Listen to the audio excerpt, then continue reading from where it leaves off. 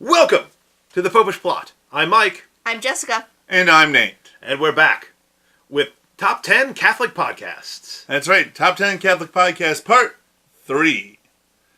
So, just to sum up, ones that we've... Actually, I can't even sum up ones that we've mentioned. I've forgotten some of them. Well, we did The Armchair Catholic. We did the Armchair Catholic, our good friends. The Armchair Catholic. We also mentioned Pints with Aquinas, the Council of Trent. Let's Talk and Shoot the Shiitake. The Word on Fire Show, and the Liturgy Guys.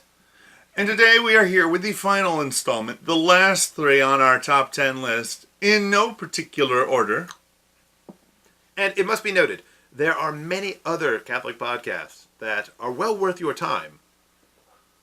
They might be well worth our time. So when we get to the end, make sure to go mention them to us, because I'm always looking for a new podcast to listen to. Nate goes through these things at a truly frightening pace. Yes, I only limited my list to ones in which I have either listened to everything from like the last, year or two, or pretty much all of them. Like, I'm a few behind on some of them, but, the vast majority of the ones. It's not like you've just discovered a new podcast and a couple episodes down the road, the thing just goes really wonky. Yeah. You can trust these. Yeah, there was one I'm like, ooh.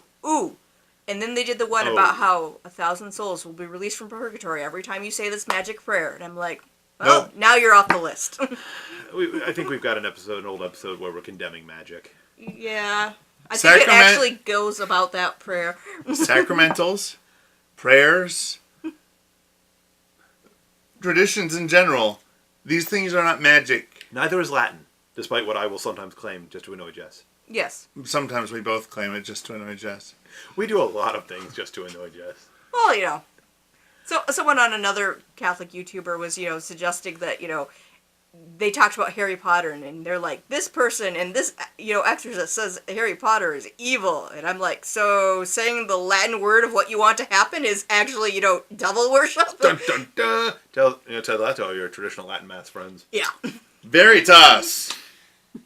That truth serum did not work. So, the last three of our top 10 Catholic podcasts. Back on track. Nate, go! For the last one of my three picks, I have chosen Catholic Stuff You Should Know. This is a podcast that's put on by 4 Catholic priests, technically from the Diocese of Boulder, Colorado. Are they in Boulder or are they in the Archdiocese of Denver? No, it's Denver. Yes, it's Denver. Thank you. Except for, of course, the one who's Byzantine. Except for the one who's Byzantine. Yeah, Byzantine, who's in an eparchy and not a diocese. But they're similar area. Yeah. It's just that that different rites have different. Precisely. But they do a great podcast. They generally will go and pick some Catholic-y topic and just really kind of dive into that for a half hour. Now, of course, this is a particularly good example because before we got down to the podcast, we spent a good deal of time on banter. Yes. Which is a hallmark of Catholic stuff. Catholic Stuff You Should Know. Yeah, there's a little bit of banter at the beginning of every episode. They go and they set themselves timers so that way they can only banter this long. Now, Catholic Stuff is a very long-running podcast. So much so that, as far as iTunes is concerned, the old episodes are no longer Catholic Stuff. They're now the separate show, Catholic Stuff You Should Know, 2010 through 2013. Yes. It was originally, they were not 4 Catholic priests, they were 2 Catholic transitional deacons. Who just happened to go and throw together a podcast, and as they grew, they needed to add a couple more people to it, and at least that's my understanding. Mm-hmm. But they started back in 2010, and they've been going strong since. That's amazing. Yeah. Very cool. Jessica?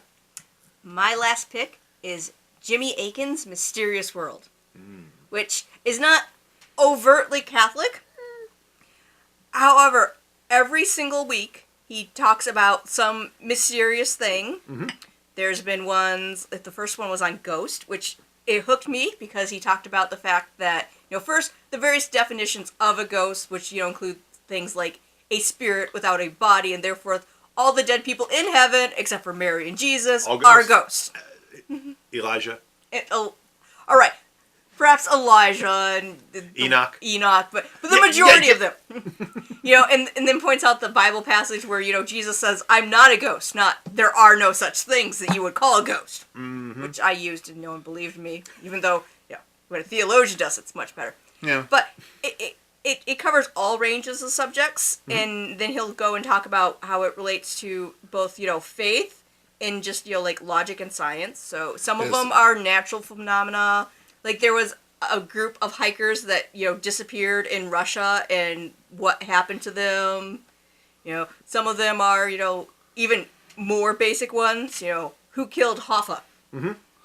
And some of them are ghosts and UFOs and conspiracy theories. There's a whole series that's going to be on JFK. We've had one or two of them. But. Basically, if there's anything for which there are multiple believed explanations and nothing is and very little definitive explanation, he's probably going to go and view it. And I do agree. I like the fact that they always go and they review these things from, as they put it, the twin perspectives of faith and reason. So, I mean, some of them are light on one. Like the one on Hoffa, the faith perspective is you should pray for all these people. They need prayers. You should pray for murderers.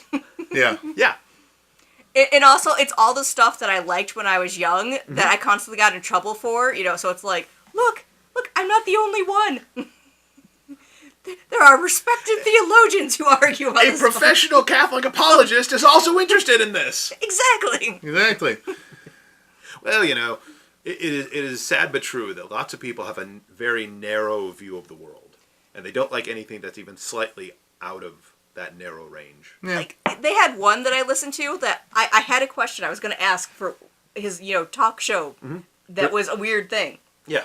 About time travel and the sacraments. Ooh. If you got sucked into a wormhole back in time, but you were married in the present, but it was far enough back that, your spouse was not alive, wouldn't be in your lifetime, are you allowed to remarry or not?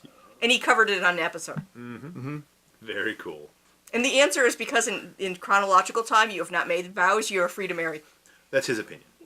Yes, he did point out the fact that, there is no church document on this, but from what we can, glean from other church documents, this is a good probability, in case you get sucked in a wormhole. Well, but, Bishop Sheen reminds us that it takes 3 to get married, so Jesus is eternal, so 2 of you are still there.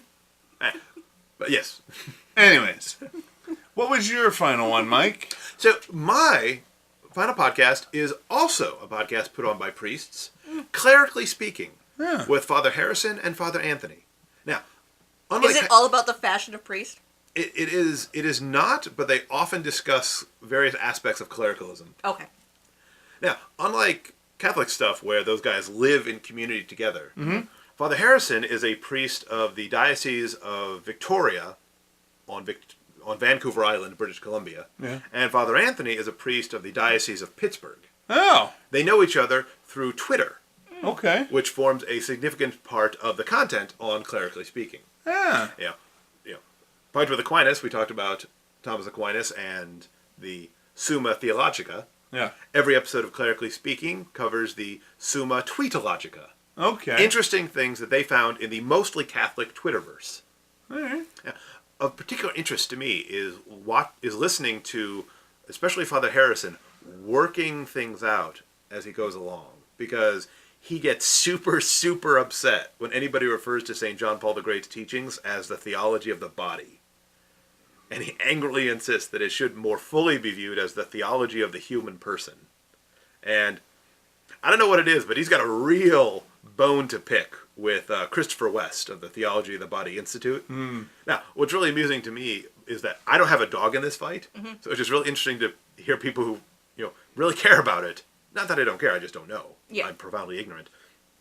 Arguing about it. I enjoy any real tussle.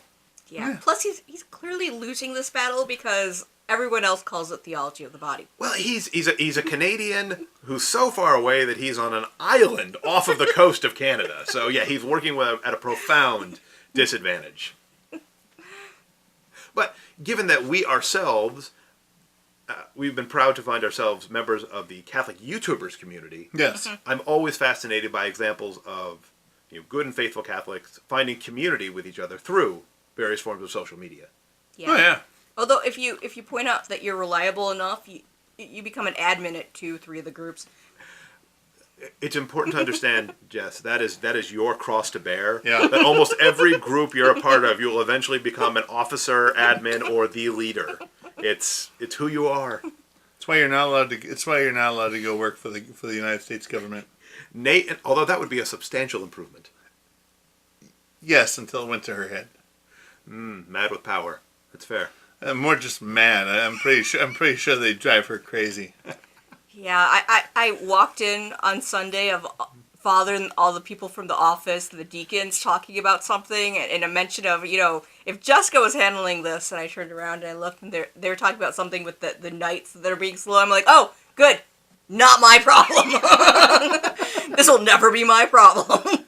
Well, I will say, as the guy who is pretty much the public face of the Knights at the parish, if they have an issue with something we're doing, they're more than welcome to come talk to me. Or me. I don't think they had an issue with what you're doing, simply the fact that, We're not as efficient as you. Yeah, it was an inefficiency issue. No one is! That's really an unfair comparison. Anyways, go down below and let us know what podcasts, if any, you like, or maybe you can mention one of the ones that we've talked about that sounds interesting to you. Or maybe you have absolutely no idea what a podcast is or how it works, and you'd like more information. Feel free to mention that down there. You're not alone. Nobody in this room, but I have met other people who, when you tell them about a podcast, they're like, "So what radio channel is that on?" In fairness, I've only been listening to podcasts for maybe the last 9 months. Yeah. Because I did listen to a few before I had a smartphone, but not very many.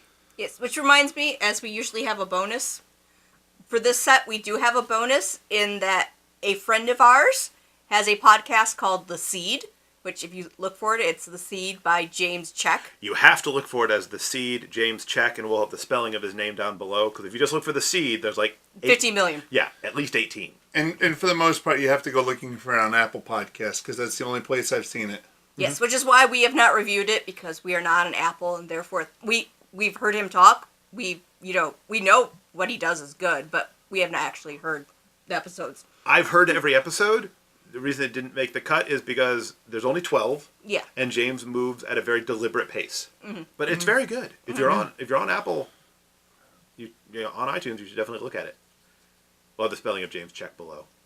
Hit the subscribe button and the bell next to it to make sure that you get notified when the next episode comes out, which, by the way, will be tomorrow because it's still vLent. And it's still relentless.